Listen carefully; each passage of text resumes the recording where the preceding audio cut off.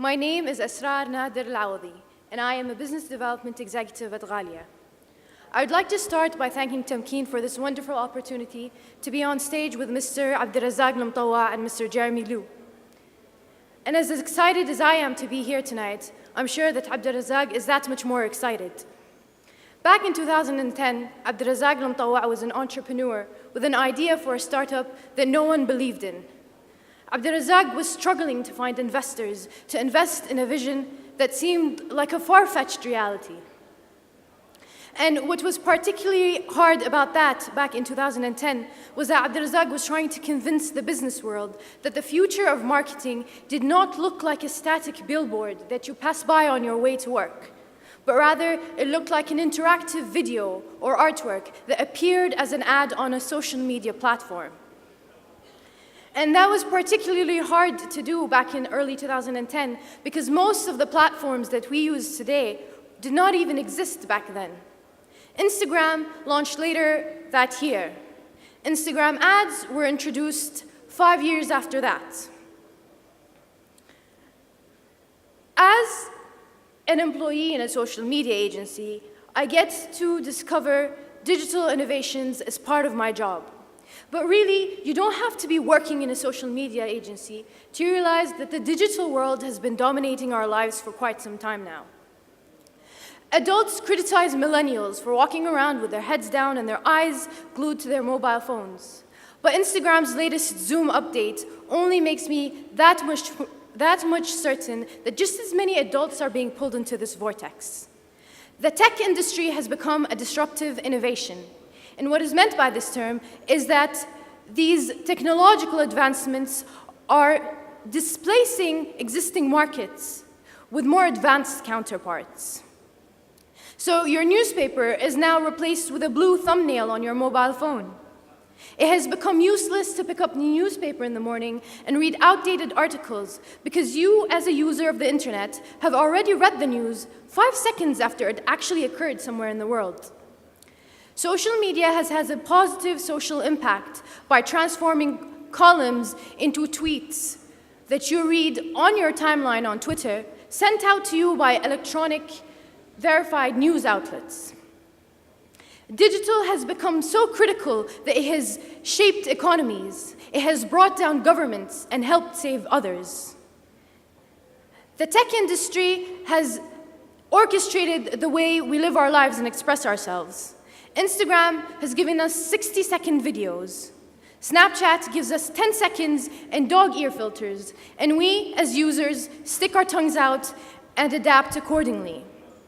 But with all these new innovations coming around and all these new technologies, the big question is, who gets to determine who makes the cut?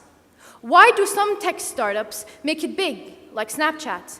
And why do others fail even before they've made their debut? Joining us on stage is Mr. Jermey Liew. Mr. Liew is an investor who backs entrepreneurs and startups and invests in ideas until they become functional realities. And here to pick his brain is Mr. Abdulrazaq AlMutawa, founder and general manager of Ghaliah, a social media agency that started as a startup that no one believed in, but is now functional in Kuwait, Riyadh, Doha, and most recently, Dubai. Please welcome Mr. Abdulrazaq and Mr. Jermey.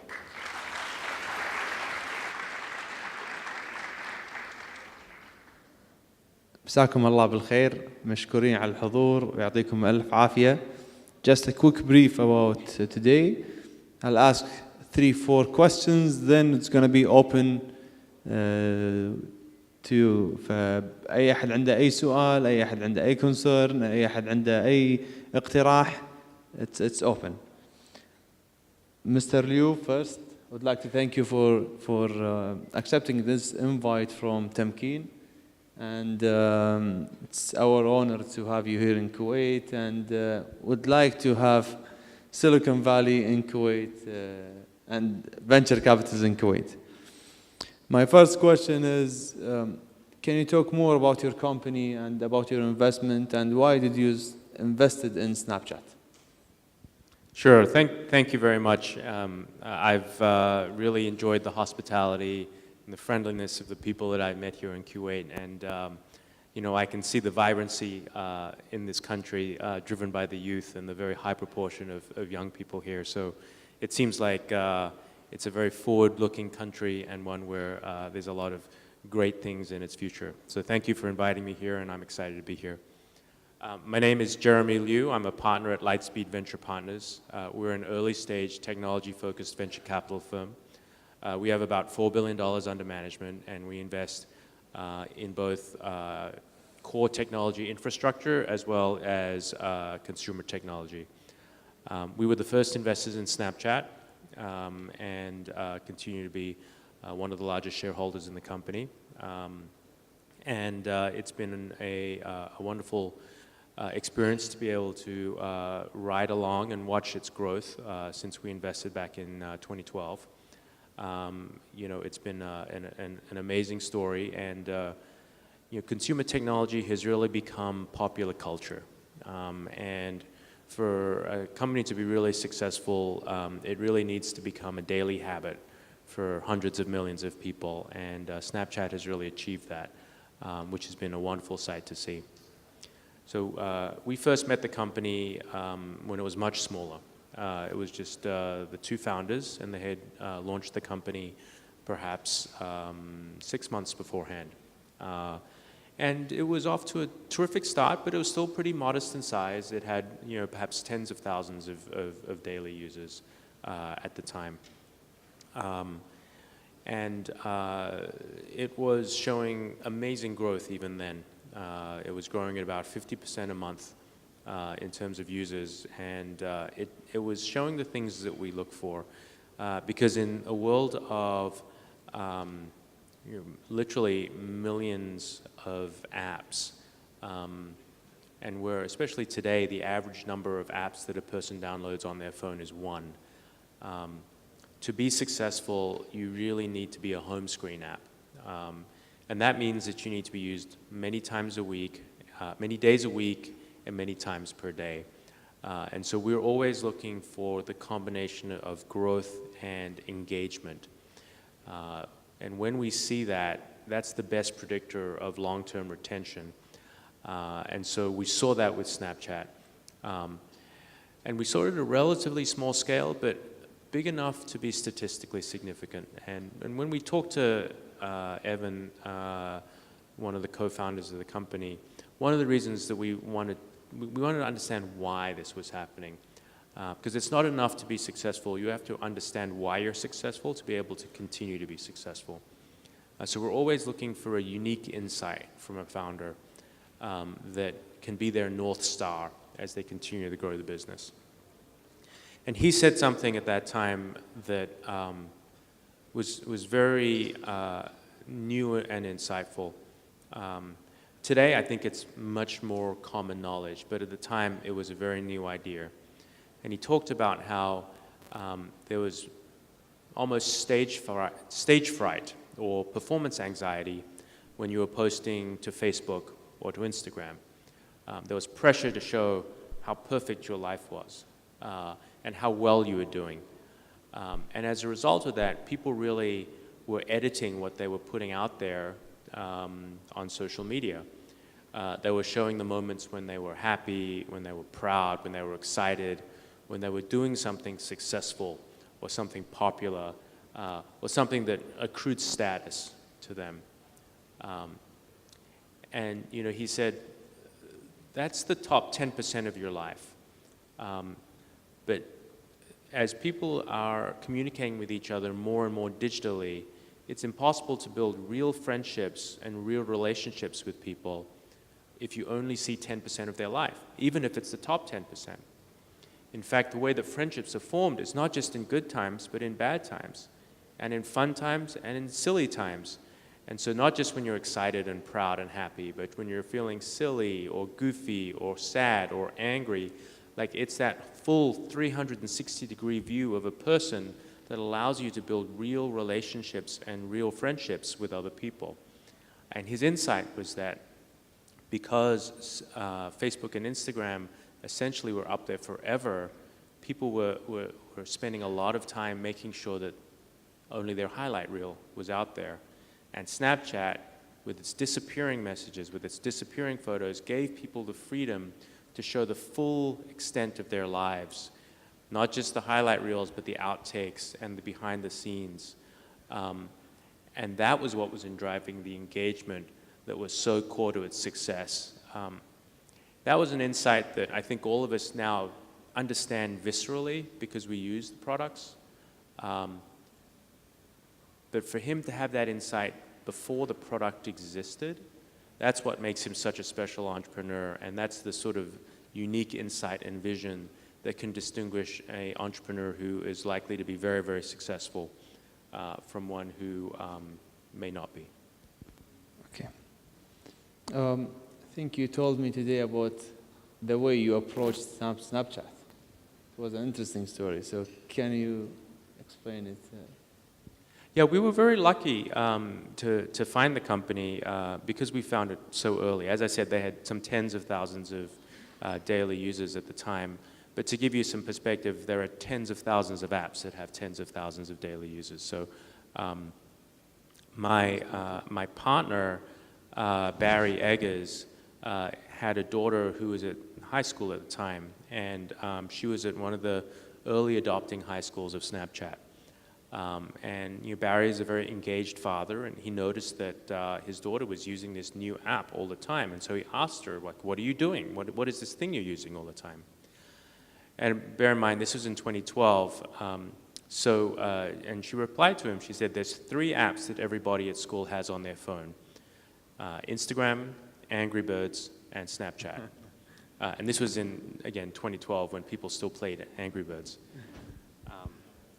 So we were familiar with Instagram, we were familiar with Angry Birds, but we weren't familiar with Snapchat. And so he mentioned it to me. And since I focus on the consumer investing at Lightspeed, I downloaded the app. But to tell you the truth, I didn't really get the point because I didn't have any friends using Snapchat. And so Snapchat, by definition, is a social experience. And if you don't have any friends, you don't really appreciate what's different about it.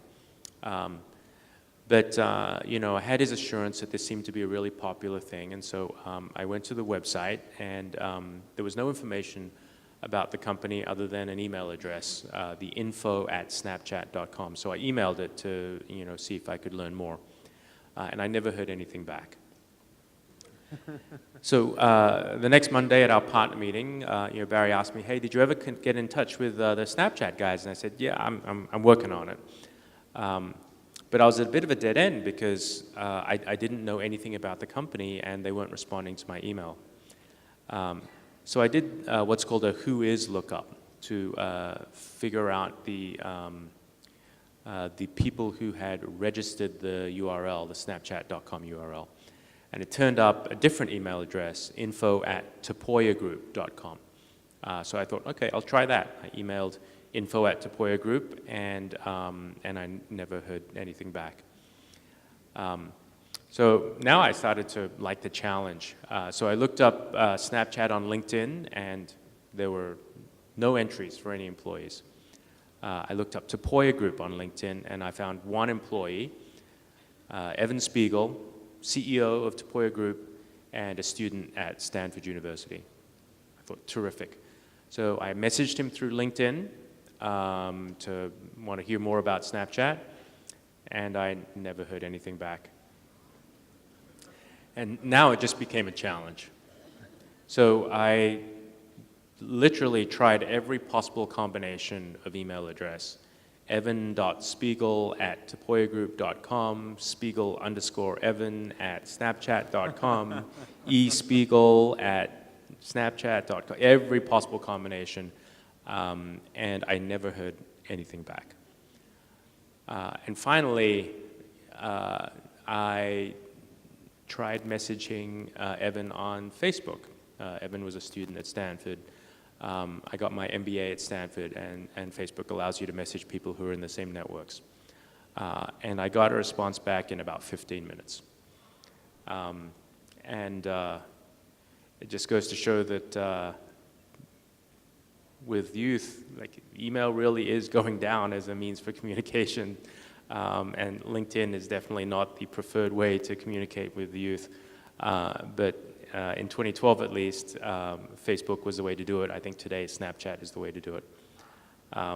So I messaged Evan, and I got a response back in 15 minutes, and we set up a time to meet. Our offices are about 2 miles away from Stanford University, and so he was able to come over in a couple of days. And we talked about his vision, and we talked about why he saw this opportunity. We cracked open his analytics dashboard, and I was able to see directly the phenomenal growth that the company was seeing and the engagement and the retention. And as I said, we were lucky because we caught him at a time when he had just got on the verge of being unable to pay his server bills. And I said, well, perhaps we can help you with that. And about 2 weeks later, we came to terms. We invested about $500,000 into the company at a $4.25 million valuation for just over 10% of the company. And that has proved to be a good investment over time. Okay. It's a very nice story, but you're telling us that you do approach people, so you do approach businesses. So this is one of the things that you do in the company. So you're not just waiting for startups to come to pitch. You do approach startups, or you do approach apps. My other question is, being an investor in real estate is too secured and too conservative.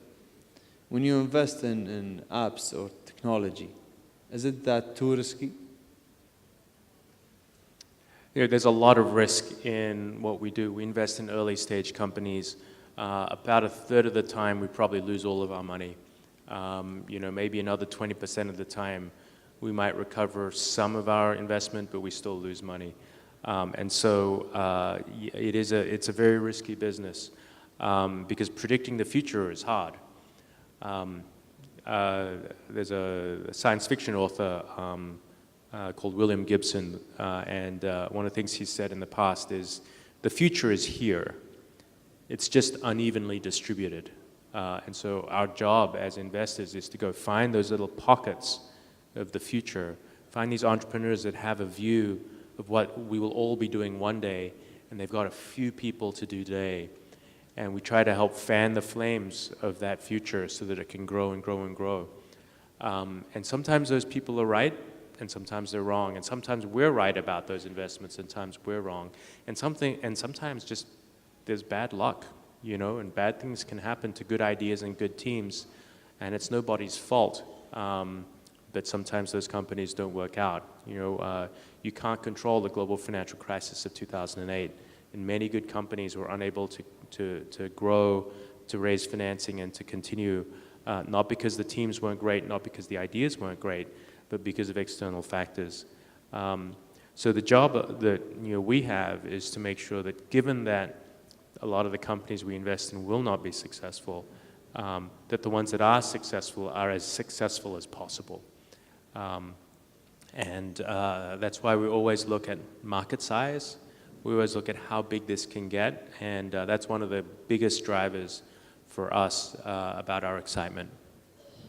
Okay, my third question is, what are the things that make you happy to invest in any startup?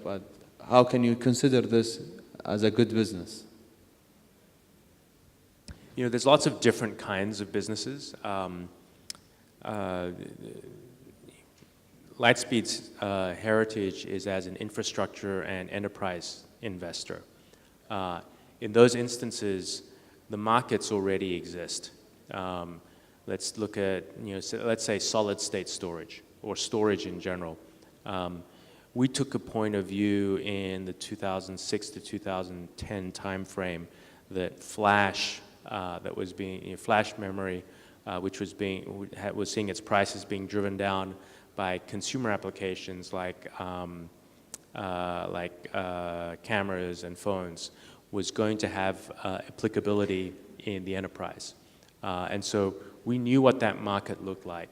We could see a technological disruption that was going to bring better, faster, cheaper storage enterprise. And we started making investments across that theme in probably half a dozen different companies. And that's a theme that has produced many public companies for us as a result of that.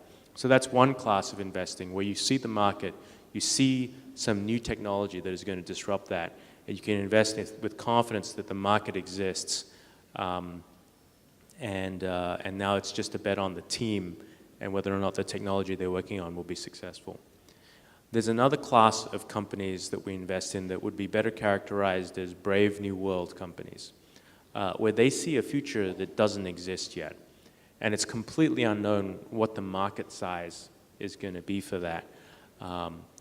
Those are much scarier companies to invest in because oftentimes growth means more expenses, but the revenue models are completely unknown for a really long time.